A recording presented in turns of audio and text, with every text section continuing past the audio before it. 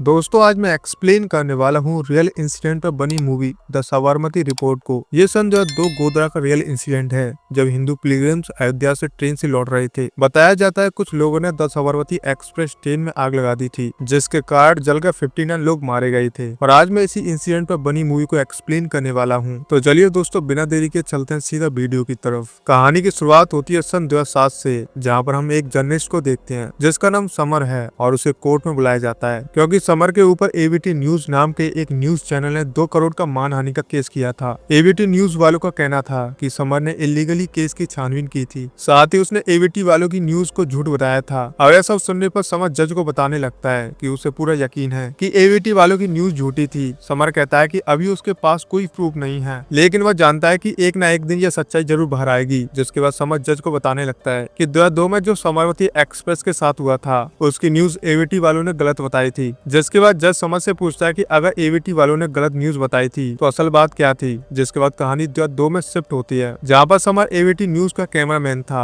उस चैनल की main reporter थी मनिका। मनिका को पता चला था कि अयोध्या से गुजरात जाने वाली साबरमती एक्सप्रेस में आग लगा दी थी, जिसमें 59 पैसेंजर्स की डेथ हुई थी। यह हादसा गोधरा स्टेशन पर हुआ था। अब यह सुनते ही मनिका तुरंत गोधरा के लिए निकलती है और उसका कैमरामैन वहाँ पर नहीं था, इसलिए वो समर को अपने साथ लेकर जाती है। समर काफी ज्यादा खुश था क्योंकि उसे मनिका के साथ काम करने का मौका मिल रहा था, इसलिए वो बहुत ज्यादा खुश था। यहाँ पर हमें मालूम चलता है कि समर को इंग्लिश इतनी अच्छी नहीं आती थी, इसलिए वो बार बार इंग्लिश बोलने की कोशिश करता था, लेकिन अक्सर कोई गलती किया करता था। जिसके बाद समर और मनिका गोधरा स्टेशन आते हैं और मनिका समर से कहती है कि वो सब कुछ रिकॉर्ड करे। जिसके बाद मनिका से जो भी मिलता है उससे वो क्वेश्चन करने लगती है और समर सब कुछ रिकॉर्ड कर रहा था। वहाँ पर जाने पर समर जब वहाँ पर लोगों की लाशें देखता है तो उसे उन लोगों के लिए काफी बुरा लगता है। तभी वह दोनों देखते हैं कि वहाँ पर काफी सारे पत्थर वगैरह पड़े थे। या देखने पर वह समझ गए थे कि यहाँ पर जरूर दंगे हुए थे। साथ ही उन्हें पता चलता है कि ट्रेन की बस 2 कंपार्टमेंट में आग लगी थी, बाकी की ट्रेन वहाँ से निकल चुकी थी। यह सुनने के बाद समर काफी शॉक था कि 2 डिब्बों में आग कैसे लग सकती है और बाकी की ट्रेन आगे चली भी गई थी। तभी हम कुछ पॉलिटिकल लीडर्स को देखते हैं, यही डिस्कस कर रहे थे कि यह आग लगी कैसे होगी। वैसे तो उन्हें भी पता था कि वहाँ पर दंगे हुए थे और वहीं पर कुछ हुआ था, लेकिन वो लोग डिसाइड करते हैं कि वो इसे एक एक्सीडेंट बताएंगे ताकि वह सरकार के ऊपर सारा ब्लेम डाल सके। और इसलिए वो एबीटी न्यूज वाले के हेड को फोन करते हैं और उससे कहते हैं कि वह इस एक्सीडेंट का सारा ब्लेम सरकार के ऊपर डाले। जिसके बाद हम मनिका को देखते हैं जो समर के साथ बात कर रही थी, जिस पर समर कहता है कि जरूर ये आग लगाई गई थी, यह आग कोई एक्सीडेंट नहीं था। और मनिका भी उसकी बात से सहमत थी। जिसके बाद मनिका न्यूज बताने वाली थी कि तभी उसके बॉस का उसे कॉल आता है, जो उसे बताता है कि इस इंसिडेंट को एक्सीडेंट बताना है। जिसके बाद मनिका वैसा ही करती है और बताती है कि इस ट्रेन में जो कुछ भी हुआ था वो एक एक्सीडेंट था। यह सुनने के बाद समर काफी शॉक था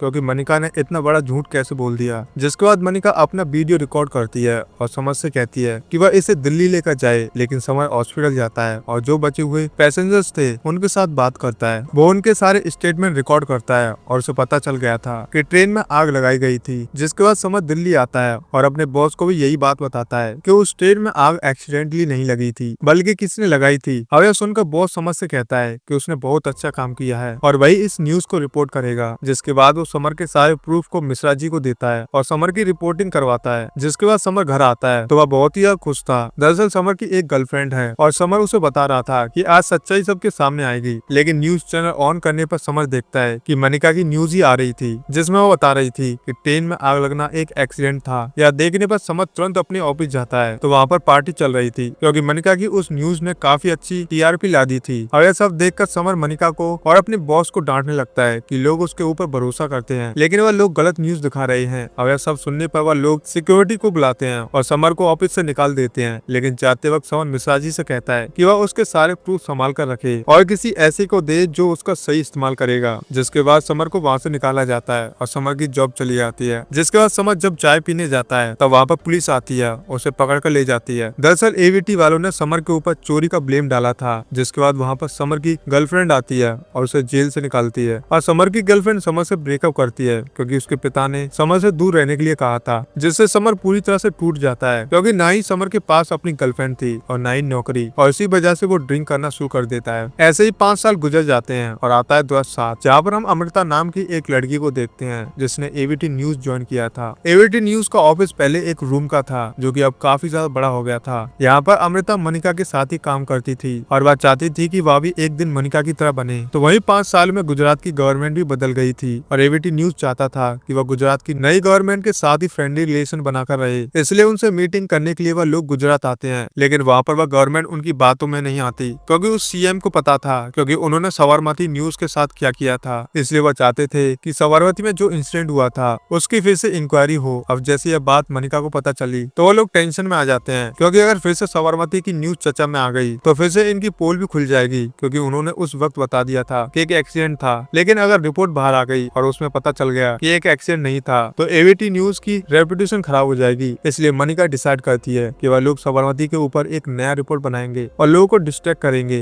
कि एक्सीडेंट कैसे हुआ था। लेकिन मनिका कहती है कि इस न्यूज की रिपोर्टिंग वो खुद नहीं करेगी, बल्कि किसी और से करवाएगी, क्योंकि अगर कोई बैकलेस हुआ तो मनिका के ऊपर कुछ भी नहीं आना चाहिए। इसलिए वो अमृता से कहती है कि वह साबरमती के ऊपर एक रिपोर्ट बनाए और एक हफ्ते बाद उसके ऊपर रिपोर्टिंग करे। और यह सुनने के बाद अमृता भी काफी खुश थी, क्योंकि उसे एक बहुत अच्छा काम मिला था। जिसके बाद अमृता रिपोर्ट बनाने में लग जाती है और वह साबरमती के बारे में सारी इंक्वायरी करने लगती है। लेकिन वह जिन भी लोगों से पूछताछ करती है उनसे उसे कुछ भी पता नहीं चलता। जैसा किसी को भी वह साबरमती के इंसिडेंट के बारे में पूछती है, कोई भी उसे कुछ भी नहीं बताता। जिसके बाद अमृता मिश्रा जी से पूछती है कि उनके पास साबरमती के ऊपर कोई और प्रूफ है। जिसके बाद मिश्रा जी उसे वही पेन ड्राइव देते हैं जो कि समर का था। अब पेन ड्राइव के वीडियोस को देखने पर अमृता समझ जाती है कि उस ट्रेन में आग लगना कोई एक्सीडेंट नहीं था, बल्कि वहाँ पर कुछ और हुआ था। लेकिन उसे सच्चाई बताता कौन? जिसके बाद मिश्रा जी उससे कहते हैं कि वो मनिका को इसके बारे में कुछ भी न बताए। जिसके बाद मिश्रा जी उसे समर के साथ क्या हुआ था ये सब बताते हैं और अमृता से कहते हैं कि वो समर से बात करे, वही उसकी मदद करेगा। जिसके बाद अमृता समर को ढूंढने लगती है तो वहीं पर समर को देखते हैं, जो अभी डबिंग का काम करता है, क्योंकि इस जॉब से निकालने के बाद समर ने काफी सारे जॉब के लिए अप्लाई किया था, लेकिन कहीं पर भी उसे जॉब नहीं मिला। जिसके बाद उसने छोटी मोटी डबिंग करके अपना गुजारा करना शुरू कर दिया। अब अमृता समर से मिलती है और उसे इस बारे में बताती है और समर पहले तो इसके लिए मना कर रहा था, लेकिन बाद में वह मान जाता है और अमृता से कहता है कि वह उसके लिए 50,000 रुपए लेगा और अमृता जैसे कहेगी वैसा ही करेगा। अब अमृता को पूरी सच्चाई जाननी थी, इसलिए वह भी इसके लिए मान जाती है। जिसके बाद समर उसे गोधरा लेकर आता है, क्योंकि उसका मानना था कि वहाँ जाकर ही उन्हें सारी सच्चाई पता चलेगी। जिसके बाद वह दोनों गोधरा आते हैं और वहाँ के एक होटल में रहने लगते हैं। और समर और अमृता को ट्रेन के जले हुए डब्बों में जाना था, इसलिए समर पुलिस वालों को रिश्वत देता है। जिसके बाद वो दोनों ट्रेन में चले जाते हैं। यहाँ पर अमृता समर को बताती है कि उसे ऐसा लगता है कि शायद यह एक्सीडेंट हो। अभी यह सुनने पर समर हंसने लगता है और अमृता से पूछता है कि ट्रेन में आग लगी कैसी होगी। अमृता कहती है कि जिस तरह की रिपोर्ट दी गई थी उसके हिसाब से ट्रेन में एक फैमिली खाना पका रही थी और इसी की वजह से आग लगी थी, और दूसरे रिपोर्टर के हिसाब से ट्रेन में कोई सिगरेट पी रहा था, उसकी वजह से आग लगी थी। और यह सुनने पर समर उससे कहता है कि अगर कोई खाना बना भी रहा होगा तो उसके पास कितना ऑयल होगा, किसी भी स्टोव में मैक्सिमम 1 लीटर केरोसिन डाल सकते हैं। और जिस तरह से यह ट्रेन जली थी ऐसा लगता है कि 100-200 लीटर केरोसिन या पेट्रोल डाला होगा। और रही बात सिगरेट की, तो सिगरेट से इतनी बड़ी आग नहीं लग सकती, और आग लगती भी तो पैसेंजर जल्दी से बाहर निकल जाते। जिसके बाद अमृता यही सोचने लगती है कि ट्रेन में आग जैसे भी लगी हो, लोग बाहर क्यों नहीं उतरे। तभी समर देखता है कि जो विंडो की जो रॉड्स थे उन्हें खींचने की कोशिश की गई थी, यानी कि लोगों ने विंडो तोड़कर बाहर आने की भी कोशिश की थी। और रही बात दरवाजे की, तो दरवाजों को बाहर से लॉक किया गया था ताकि लोग बाहर ना आ सकें। यह सब देखने के बाद वो लोग काफी शौक थे कि ऐसा कौन कर सकता है, इसने इतने सारे लोगों को जिंदा जलाने की कोशिश की होगी। जिसके बाद वो दोनों आसपास के लोगों से पूछताछ करते हैं तो उन्हें 2 कहानियां पता चलती हैं। एक चाय वाले की कहानी, जहाँ पर उसकी कस्टमर्स के साथ लड़ाई हो गई और फिर दंगे हो गए, और दूसरी कहानी यह थी कि एक लड़की को स्टेशन पर पैसेंजर्स ने किडनैप करने की कोशिश की थी, तभी वहाँ पर बाकी के लोग आ गए और दंगे हो गए और उन्हीं के चक्कर में यह आग लग गई। और यह सब कहानी सुनने के बाद दोनों फैसला करते हैं कि वह उस लड़के से भी मिलेंगे और उस लड़की से भी। जिसके बाद वो दोनों पहले उस लड़की से मिलने जाते हैं। वहाँ पर उस लड़की को झूठ बोलते हैं कि वो एजेंसी से आए हैं और उन्हें पैसे मिलेंगे। जिसके बाद वो लड़की उस दिन क्या हुआ था वो बताने लगती है कि किस तरह ट्रेन के एक पैसेंजर ने उसे किडनैप करने की कोशिश की थी, लेकिन लड़की की बातों से उन्हें पता चल जाता है कि वह झूठ बोल रही थी। उसके घर वाले जबरदस्ती उसे झूठ बोलवा रहे थे। जिसके बाद ये दोनों फैसला करते हैं कि वह उस लड़के से भी मिलेंगे जिसका उस दिन झगड़ा हुआ था, लेकिन उस लड़के का पता नहीं चल रहा था। जिसके बाद अमृता को पता चलता है कि एक एनजीओ में लेडी काम करती है, वह उनकी मदद कर सकती है, इसलिए वह लोग उस लेडी से मिलने जाते हैं और वह लेडी उनकी मदद करने के लिए तैयार हो जाती है। वो उन्हें उस लड़के के बारे में बताती है। जिसके बाद समर और अमृता उस लड़के के पास पुलिस ऑफिसर बन के जाते हैं और उससे फिर से पूछताछ करने लगते हैं और उस लड़के को धमकाते हैं। जिसके बाद वो लड़का फिर से उन्हें सब कुछ सच बताने लगता है। वो लड़का बताता है कि उस दिन जब ट्रेन आने वाली थी तभी अगली रात को ही प्लानिंग हो गया था कि उस ट्रेन में आग लगानी है। उस लड़की की किडनैप वाली कहानी और उस लड़के की पैसेंजर के साथ लड़ाई वाली कहानी दोनों ही झूठी थी। वह इसलिए फैलाई गई थी ताकि किसी को भी असली कहानी का पता ना चले। और यहाँ पर हमें मालूम चलता है कि एक लोकल गुंडे ने सारे लोगों को वहाँ पर जमा किया। जिसके बाद उन्होंने प्लान बनाया कि वह साबरमती के उन्हीं 2 डब्बों पर अटैक करेंगे। वहाँ पर उन्होंने काफी सारे पेट्रोल्स भी खरीद लिए थे,